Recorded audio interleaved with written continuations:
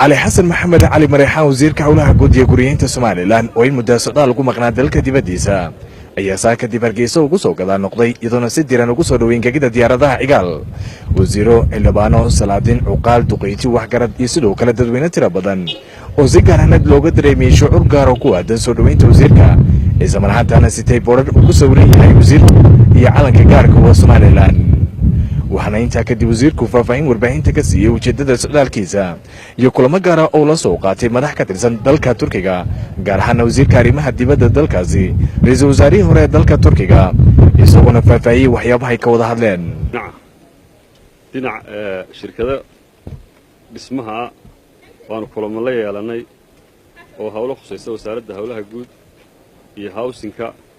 iyo qorshayaal caynkaas oo kala ah oo aanu doonaynay inay dalka maalgeliyaan ayuu ahaa waxaa kaloo jira shirkado imikaba saldhigoodu yahay Turkiga oo shirkad weyn oo la yiraahdo Building Alliance Corporation oo imikaba berbera xarunteedu tahay oo wadada Ceerigaabo bariishadii iyo wadooyinkii Irish Crosskii ka dhisaysa oo iyada lafteedu hawsha wado qorshayaashii sidii aanu galay aan ku soo kordhinay dhismaha wadada jidka weyn Ceerigaabo ay ka mid tahay hawsha dhismayaasha shirkadaha ka sokow waxaanu la kulanay oo wasiirka arrimaha dibadda ee dalka Turkiga oo Soomaaliland macluumaad badan iyo warar badan ka haya oo wasiir deemka looga sheekaynayo Soomaaliland aanay ahayn runtii oo markii Soomaaliland taariikhdeeda iyo xaaladdeedii horumarkeeda aan uga sheekaynay wax walba og oo runtii macluumaadkeeda dhan haya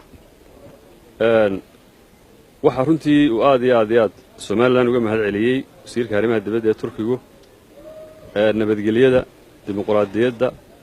iyo dhismaha dawladnimada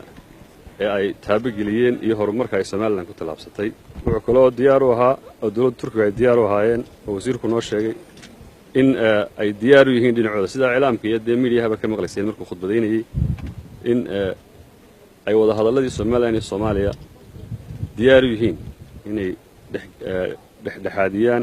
waxaanu kaloo la kulanay ra'iisul wasaarihii hore Ahmed Daawud Oglo iyo isla markaana wasiirkii hore arrimaha dibadda ahaa imikana xubin baarlamaanka ka mida xisbiga xaakimka ah ee dalka ka taliya madaxdiisa sarsare ka mida madaxda waaweyn iyo ragga laga ixtiraamo dalka Turkiga ka mida waxaanu ugu tagnay magaalo uu degan yahay oo magaaladiisa oo Koonyo la yiraahdo magaalo warshado badan iyo ganacsi badan leh waxaanu kula kulanay gurigiisa oo kula quraacnay saacado badan la joognay dad Turkigu oo dawladdu diyaar Soomaaliland inay wax la qabsato innakuna waynu u baahannahay inaynu dawladda Turkiga wax la qabsano albaab fiican baa horena ugu furmay oo madaxweynuhu tagay dhowr jeer tagay ogeydeen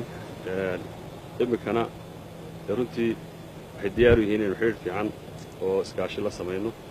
farxaan aadan hayb wasiirka duulista ee hawada oo qayb ka ah mas'uuliyiinta saaka wasiirka soo dhaweeyay ayaa dhankiisa faahfaahiyay in la soo afmeeray khilaaf warbaahinta laga dhex dareemay kaasi oo soo kala dhex galay labada wasiir iyo sidoo kale mas'uuliyiin ka tirsan isla madaarka cigaal waxaanu tilmaamay in si guud ahaaneed la iskaga calool xaadhay isla markaana wasiirka ay iska raali geliyeen waxyaabihii dhex maray wasaaradda duulista waanu mas'uul ka ahay waxaa jiray kelmaad aan wanaagsanayn oo ku jiray hadalladii mas'uuliyiinta wasaaraddeeda gaar ahaan maamulaha oo aan isleeyahay dee wadcigii meesha ka dhacay iyo warbixintii way ka yar baxsan oo aflagaadi iyo qadaf ahaa kuwaana anoo mas'uuliyadda hormoodka wasaaradda wasiirka waanu ka raali gelinay runtii arrintaasina halkaasay ku dhammaatay xalinta khilaafka mas'uuliyiintan ay tilmaameen ayaa waxa uu ku soo beegmay iyadoo maalmihii ugu dambeysay shacbigu si weyn u hadalhayeen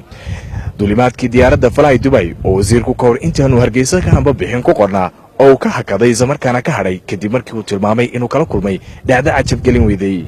Faisal Maxamed Aadan Faisal FIFA TV-ga caalamiga Somali Cable magaalada Hargeysa.